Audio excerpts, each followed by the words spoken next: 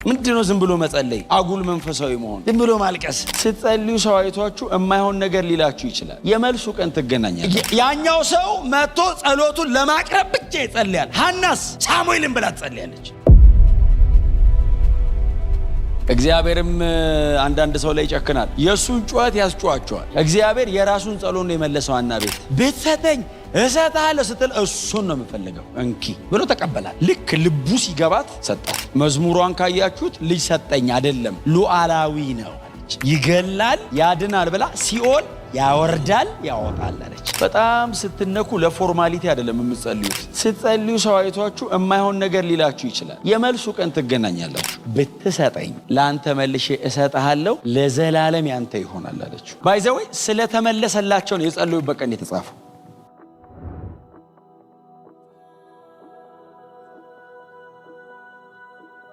የአንደኛ ሳሙኤል መጽሐፍ በጣም ወርቃማ ነው አይደል? በጣም ወርቃማ ነው። የዳዊት ሮያል ላይኑን የሚጀምረው በዚህ በሳሙኤል መጽሐፍ ላይ ነው። ሳሙኤል በጣም ታላቅ አገልጋይ፣ ከሙሴ ቀጥሎ ሁለተኛ ሰው ነው። ባይዘው ብሉይ ኪዳን ላይ 3 ኦፊስ ይዞ ያገለገለ ሁለተኛ ሰው ነው። በመጽሐፍ ቅዱሳችን ሁለተኛ ሰው ነው። ከዛ በኋላ በዚህ አይነት ኦፊስ ያገለገለው ጌታችን ኢየሱስ ክርስቶስ ብቻ ነው። መስፍን ነበር፣ ነብይ ነበር፣ ካህን ነበር። ሰውየው የ200 ዓመት አዙሪት የሰበረ ትልቅ አገልጋይ ነው። ከሙሴ ቀጥሎ እንግዲህ ሙሴ ነው 430 ዓመት የሰበረው። እስራኤል አመፀች ይላል። ከዛ ቀጥሎ እግዚአብሔር ለጠላቶቻቸው አሳልፎ ሰጣቸው ይላል። በጣም የሚገርማችሁ ሌላ የመጽሐፍ ቅዱስ ታሪክ ላይ ብፈልጉ ማታገኟቸው መሳፍንት ዘመን ላይ ብቻ ያሉ። ለምሳሌ እግዚአብሔር ሕዝቡን ለጠላቶቻቸው ሸጠ የሚል ቃል አለ። ሸጠ ማለት እግዚአብሔር የሆነ ነገር ወስዶ የሆነ ነገር አረገሰን አሳልፎ ሰጠ። በጣም እስራኤል አመፀኝነቷ ጣራ የነካበት ዘመን ነው የመሳፍንት ዘመን። የመሳፍንቱ የጨለማው ዘመን በኢያሱና በሳሙኤል መሃል ነው ያለው። ያንን እንግዲህ ረጅም የጨለማ 200 ዓመት ሳሙኤል ጋር እስኪደርስ ድረስ እስራኤል በከነዓን ምድር ነው በእንደዚህ አይነት ህይወት ውስጥ ያለው። በጠላቶቻቸው ባሪያ የተደረጉት ገዢ ትሆናላችሁ የተባሉበት ሀገር ነው። ከፕሮፌሲው በላይ የህይወት አቋም ነው ማለት ነው የሚወስድ። አሁን እግዚአብሔር ማርና ወተት የምታፈስ ምድር አስገባለሁ ብሎ ተናገረ። እንደተናገረው ቃል እግዚአብሔር አስገባ። በእርግጥም ምድሪቱ ማርና ወተት የምታፈስ እኮ ናት። የህይወት አቋማቸው ነው ማርና ወተት የሚያፈሰውን ከነዓን ምን ተብሎ ተጠራ መሰላችሁ? መሳፍንት 2 ላይ ቦኪም ተብሎ ተጠራ። ቦኪም ማለት የለቅሶ ምድር ማለት ነው። ማርና ወተት ያፈሳል ተብሎ ገብተ የለቅሶ መሬት ቢሆን ማለት። ለመጀመሪያ ጊዜ መልአክ ወርዶ በጎም ክፉም ሳያረግ የተመለሰበት መጽሐፍ የመሳፍንት መጽሐፍ ነው።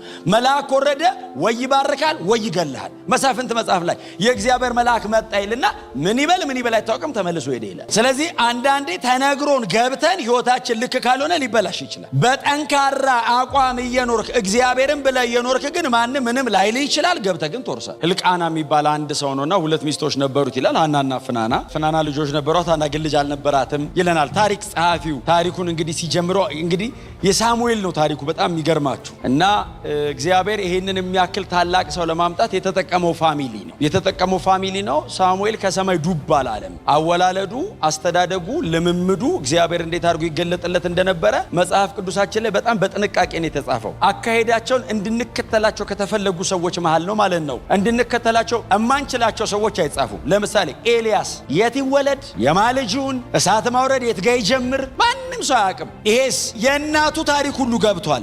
ሕልቃና ከፍናና ልጆች ይወልዳ፣ ሐና ግን እግዚአብሔር ማህፀኗን ዘግቶ ነበርና የሚል ቃል ላይ ከባድ ቃል መውለድ አትችልም ይልና ያው ታውቁታላችሁ እናንተ። ጣውንቷ በየጊዜው በየአመቱ ታበሳጫታለች። ሐናን ህይወቷን ነው ምስቅልቅል ያረገባት። ለምን? የዲቫይን አፖይንትመንት ነው፣ የመለኮት ቀጠሮ ላይ ያለ። ስለዚህ እግዚአብሔር ፐርሰናል ነገሯ ላይ ገባ፣ የግል ጉዳዩ ላይ ገባ። ፍናና በየአመቱ ትወልዳለች ይላል። ሐና ትጸልያለች፣ ፍናና ትወልዳለች። እና ቀጥሎስ ወልዳ ዝም ብላ እኮ አትመጣም፣ ታበሳጫታለች። ምንድነው ዝም ብሎ መጸለይ? አጉል መንፈሳዊ መሆን፣ ዝም ብሎ ማልቀስ ታስቆጥ።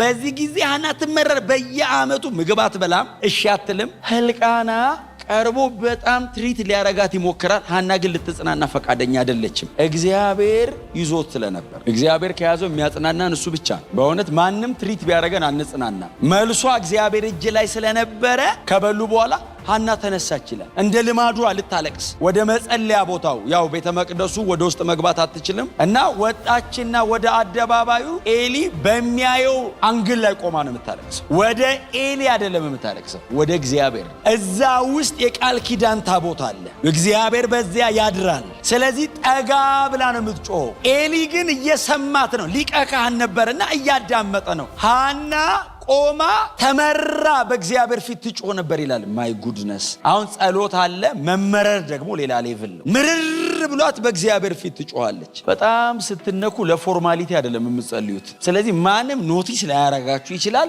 ኖቲስም ሲያረጋችሁ ደግሞ በሌላ መንገድ ሊያረጋችሁ ይችላል እና ሰው ይረዳኛል አይረዳኝም አይደለም የሐና ጉዳይ፣ ለእግዚአብሔር ነው። አፏ ይንቀሳቀሳል ይላል አይደል? እንቧ ይወርዳል፣ ታለቅሳለች፣ አፏ ይንቀሳቀሳል፣ ድምጿ ግን አይሰማም። ጸሎቷን ኤሊ አልሰማውም፣ እግዚአብሔር ሰምቶታል። ስለዚህ ተጻፈ። ምን ያረጋል? ኤሊ ሰምቶት እግዚአብሔር ባይሰማው አንደኛ ሳሙኤል አይኖራትም። ሰው ቢሰማችሁም አይጠቅምም። ስለዚህ ወደ ላይ መጮህ። ስትጸልዩ ሰው አይቷችሁ የማይሆን ነገር ሊላችሁ ይችላል። የመልሱ ቀን ትገናኛላችሁ። የመልሱ ቀን ሳሙኤልን አቅፋው ትመጣለች እና የነፍሷን አውጥታ እያማጠች ስትጮህ ኤሊ አያትና አንቺ ሴት ስካርሽ እስከ መቼ ነው ከአንቺ ጋር የሚቆየው? ምንድነው ስካርሽ? ትሪ ለቀቅ ሲያረግሽ መተሽ ባይምሮሽ አትጸልይ? ሐዘን ላይ ስለቆየ ፊቷ ላይ ያለ ሐዘኗ ምንድነው እንደዚህ መሆን? በሂጂ ሲላት ሐና እንደዚህ ያለችው ሰክሬ አይደለም፣ እኔ ባሪያ ልቡ ያዘነባት ሴት ነኝ፣ ከእግዚአብሔር ጋር ጉዳይ አለኝ። ኤሊ ሊቀ ካህን ነው በዛ ጊዜ። ስለዚህ ባይገባውም ታከብረዋለች እና ጌታዬ ሆይ ሰክሬ አይደለም፣ ከእግዚአብሔር ጋር ጉዳይ አለኝ፣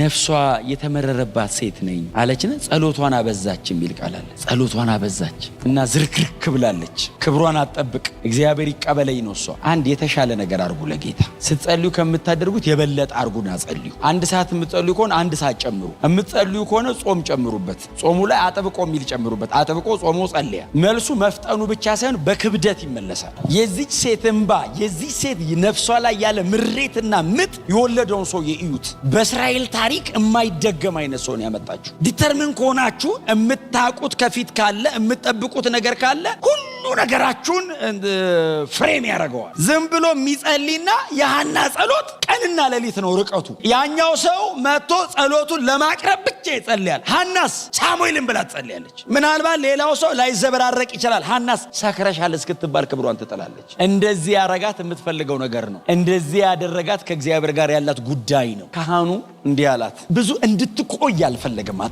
አጠገቡ እንድትቆይ አልፈለገምና ዝም ካላት አየ ጩኸት አታቆም ትላለች። ቃሉ አይወጣም፣ እንቧ ይወርዳል፣ ዝርክርክ ብላለች፣ ተበለሻሽታለች። ልብሷ ምኗ መሬት ላይ ናት። በግንባሯ በደረቷ በምኗ እየተንፏቀቀች ነው የምትጮህ። እንደ ሰከረ ሰው ነው ወድቃ የምትጮህ። ስለዚህ ኤሊ ብዙ እንዳትቆይ አምላክሽ እግዚአብሔር የእስራኤል አምላክ ነው ያላት። እንደው የእስራኤል አምላክ የለመንሽውን ሁሉ ይስጥሽ። በጊዜው ነብይ አልነበረም። የእግዚአብሔር ቃል ብርቅ ነበር። ስለዚህ በአመት አንድ ቀን ሊቀ ካህኑ የሚለው ነው የሚጠበቀው። ይሄ ሊቀ ካህን እግዚአብሔር ህዝቡን ምሯል ሲል እኮ ህዝበ እስራኤል እየዘመረ እልል እያለ እኮ ወደ ቤት እኮ ነው የሚሄደው። ይሄ ሊቀ ካህን ወንበሩ ላይ ተቀምጦ እንደዚህ ያላት የእስራኤል አምላክ የለመንሹን እኔ አልሰማሁትም፣ ግን አንቺ ከእሱ ጋር ነው ብለሻል ይስጥሽ ሲላት መጽሐፍ እንደዚህ ይላል። ተነሳች የሚል ቃል አለ።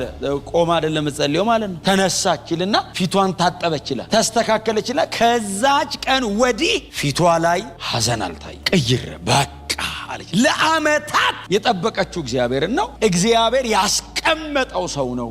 ኤሊ ቃሉን አምና እግዚአብሔርን በዛ ሰው በኩል መልሶላት ወደ ቤቷ ሄደችልና ታሪኩ ግን ይሄ ብቻ ቢሆን ሐናም ልጅ እግዚአብሔር ሰጣት ብቻ ድረስ ቢሆን ኖሮ አንደኛ ሳሙኤል ውስጥም አይገባም። ምክንያቱም እግዚአብሔር የመጀመሪያው አይደለም እንደዚህ ሲያደርግ። ከሐና በላይ ለሳራ ሰጥቶ ያውቃል። የ90 ዓመት እናት ወልዳ ታውቃለች። ከሐና ይበልጣል ታሪኩ። የሐናን ያስገባው ምዕራፍ 2 ነው ያስገባው ይህን ታሪክ። ሐና አንድ ሳሙኤል በሚባል ልጅ የእግዚአብሔር ዘላለማ የማዳን እቅድና እግዚአብሔር ምን አይነት ሶቨሪን ጋድ እንደሆነ አንደርስታንድ አደረገች። መዝሙሯን ካያችሁት ልጅ ሰጠኝ አይደለም ሉዓላዊ ነው አለች። ይገላል ያድናል ብላ ሲኦል ያወርዳል ያወጣል አለች። እግዚአብሔር ለሐና የሰጣት ሌሰን በየአመቱ ልጅ ይሰጥሻለሁ የሚል አይደለም። እኔ ሉዓላዊ ነኝ አላትና ስትዘጋው የሐና መዝሙር ይሄ መዝሙርና ሉቃስ ወንጌል ምዕራፍ 1 ላይ ቁጥር 56 አካባቢ ያለው የማርያም መዝሙር አንድ አይነት ነው። ባይዘው የሚጠቀሙት ቃል ይገላል ያድናል ቅዱስ ነው መሲሁን የሚነኩት ኢቭን አንግል አንድ አይነት አንግል ነው የሚነኩት። ስለዚህ ሳሙኤል በሚቀጥለው ዘመን ላይ ለሚመጣው በእስራኤል መካከል ንጉሷም መስፍኗም ካህኗም ለሚሆነው ለኢየሱስ ክርስቶስ ጥላ መሆኑን ሐና ዘመረችው። ንጉስህን ብቻ አይደለም ያለችው። ንጉስ የሚለው ሮያል ነው አይደል? የዳዊት ነው።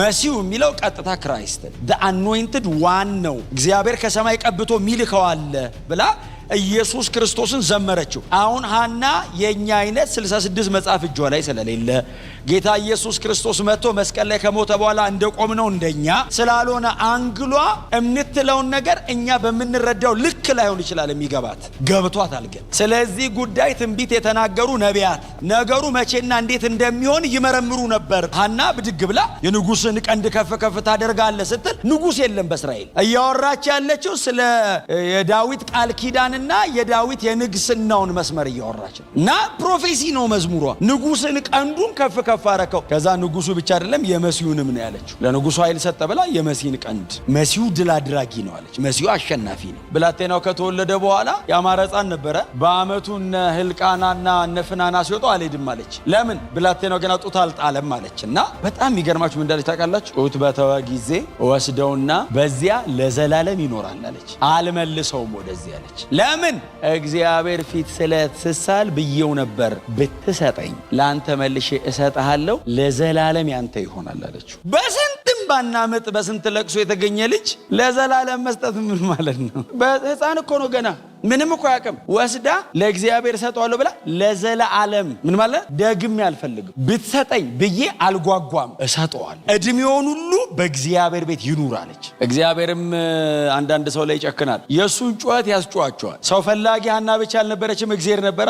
ኤሊም እንደገና ደግሞ የኤሊም ልጆች አስቸግረውት ስለነበር ሐና ብቻ እግዚአብሔርም ሰው እየፈለገ ነው። እግዚአብሔር የራሱን ጸሎት ነው የመለሰው። ሐና ቤት ብትሰጠኝ እሰጥሃለሁ ስትል እሱን ነው የምፈልገው እንኪ ብሎ ተቀበላት። ልክ ልቡ ሲገባት ሰጣት። ስለዚህ ጸልዩ፣ አጥብቃችሁ ጸልዩ፣ ሳታቋርጡ ጸልዩ።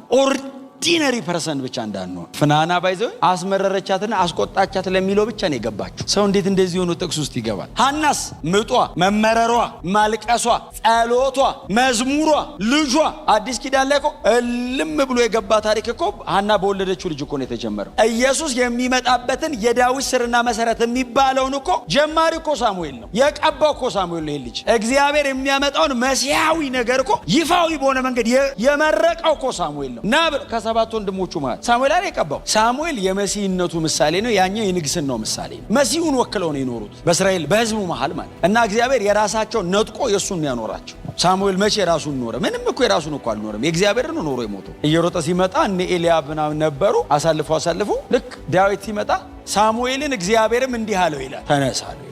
ቁም፣ ተነስና ቀባዋል። ለምን ሲለው በእስራኤል ላይ ንጉስ የሚሆነው ይሄኛው ነው። ሳሙኤል ለእስራኤል ንጉስ ከእግዚአብሔር ልብ ቀባ። ተነሳለው። እግዚአብሔር ላይን ያውቃላ ከመጀመሪያ መጨረሻውን አይደል የሚናገር? ኢየሱስ በዚህ ዙፋን ላይ እንደሚቀመጥ የ16 ዓመት ልጅ ሳሙኤል ያል እግዚአብሔርስ መሲህ ያል ከጀርባው ከጉልበቱ የሚወጣው ይላል። ስለዚህ ስትጸልዩ እንደዚህ አይነት ስራ ነው ህይወታችሁ ላይ የሚሰራው። መጸለይ የጸለያችሁ ቀን አይጠቅምም። ጸሎት ሁሉ ይናገራሉ። ጸሎት የተጸለየ ቀን አይጠቅምም። ባዶ መሬት ላይ በጉልበት ተንበርክከ ጉንጭን የሚያቃጥልን ባይወረደ ጨውጨው እያለ እየመራፍን ያልክ ስትጮህ ጸሎት የሚጠቅም ቀጥሎ ነው። የሚቀጥለው ህይወት ላይ ግን መለኮት መሬት ወርዶ በእግር ይራመዳል። ባይዘው ስለተመለሰላቸው ነው የጸለዩበት ቀን የተጻፈው። እንደዚህ የመለሰላቸው ምን ብለው ጸልየው ነው ብለው ጻፉት። የጸለየና በእግዚአብሔር ቃል ላይ ጠንካራ አቋም ያለው ሰው ኑሮ ምንም ጥያቄ የለው ምን አይነት እንደሚሆን። ስለዚህ ጸልዩ፣ በግላችሁ ጸልዩ። ደጋግሜ ነው የምናገረው። በግላችሁ በሳምንት አንድ ቀን የምትጾሙበት ቀን ይኑራችሁ። አንዱ በጣም መልመድ ካለብን ጉዳይ መካከል አንዱ መጸለይ መልመድ፣ ራስን ማስለመድ። ህይወታችሁ ላይ ጸሎት ልማድ መሆን አለበት። የሆነ ነገር ልማድ አይሆንባችሁም። የሆነ ነገር ማድረግ ራስን ተንበርክከ ማግኘት አለበት። ለመጸለይ ስታስብ ራስን ማግኘት አለበት። ሳሙኤል ማለት የዛሬ 3100 ዓመት የኖረ ሰው ነው። ከ3100 ዓመት በኋላ ነው ዛሬ እንግዲህ እዚህ የምንሰብከው። የእነዚህን ሰዎች ታሪክ ስታነቡ የጸለዩትን አንብቡት። ታምሩን የሰራው ከኋላ ነው። ይሄኛው ህይወት ነው ውጤት ያመጣው። ውጤቱን ብታነቡት እኮ የመጣበትን መንገድ ካላነበባችሁ ድካም ነው። እንዲህ ነበር መኖር። ምን ይሰራል ብል መኖሪያውን ነው እንጂ ማግኘት። ስለዚህ ሰውየው ይጸልያል፣ ሕግ ያውቃል፣ አኗኗሩን ይዩት። እናቱ ለእግዚአብሔር ብቻ አይደለም የሰጠችው፣ አውርሳም ነው የሰጠችው። ጸሎትም አጋብታ ነው ለእግዚአብሔር የሰጠችው ልጁ። ስለዚህ ልጁ የጸሎት ሰው። ሳሙኤል ብቻ አይደለም ሙሴ የእስራኤልን ታሪክ የማወቅ መንገዱ እናቱ እንደሆነች ታውቃላችሁ። ፈርዖን ቤት እኮ እናቱ ናት የሰደገችው። ሙሴ ስታሳድገው እየነገረች ነው የምታሳድገው። አንተ ግብፃዊ አይደለም ፈርዖን ያለች የፈርዖን ልጅ ውሃ ላይ አግኝታ ነው። አንተ ዕብራዊ ነህ። አንተ አብርሃም የሚባል አባት አለ፣ ይስሐቅና ያዕቆብ የሚባሉ አባቶች አሉ። አንተ የ12ቱ የእስራኤል ነገዶች ውስጥ ነህ፣ ከሌዋውያን ወገን ነህ። አንተ ግብፃዊ አይደለም ብላ ሞልታ አሳድገዋለች። ወገኖቹ ሊያድን ወጣ የሚል ቃል አለ። ሲነገረው አድጎ እኮ ነው። የእናቱ ዲቮሽን ሲሪየስ ነው። ሳሙኤልም የሐና ውጤት ነው።